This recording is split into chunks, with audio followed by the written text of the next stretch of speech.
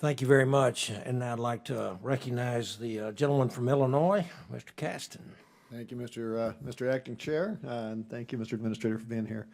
I want to chat a little bit about the Tempo mission that you've got underway. And if I understand this right, and correct me if I've got this wrong, geosynchronous monitoring North America and sort of hourly neighborhood level granularity. Am I about right on that, of the monitoring capability it's going to have?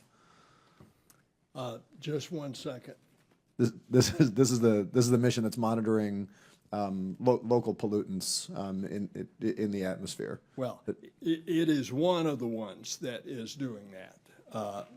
And what we are trying to understand, all these different things that affect our climate, such as dust, such as aerosols, such as the changing of the elevation of oceans and fresh water. All of these missions are designed on some particular aspect of then putting it all together in a 3D composite. Yep. And I'm totally supportive of the mission. I guess my first question is just, is that going to be the highest temporal and spatial resolution we're going to have on this level of monitoring, at least from a space-based system? Well, it is the next iteration. Okay. But we'll get even more sophisticated as we go on. And will the data that comes out of that be publicly available, or is there any concern about, I mean, I could think of national security reasons why we might want to be a little cautious about a particular plume. I could also imagine reasons why the private sector might be reluctant. So what's going to be the process for that data being made available to the public? It's available. Okay. In real time as it's released? Well, there'll be a lag of some seconds, Okay. you know, as it comes back to Earth. Okay. That's cool. Is there the potential to do that globally? And I'm thinking about things like several years ago there was this concern about hydrofluorocarbon leaks from China that were violating international treaties.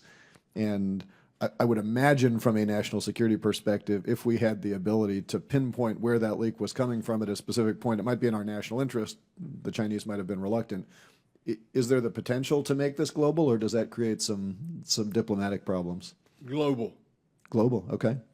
Just like what I mentioned earlier, we have one up there called EMET. It was going to look at dust coming off of the Sahara. Lo and behold, unexpectedly, it can pinpoint very specifically methane leaks. Oh, wow. And that's global. So you are going to be monitoring methane from this as well? Absolutely. Okay. It's already happening.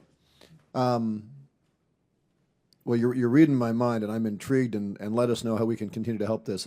I'm a part of what I'm thinking about on this is that we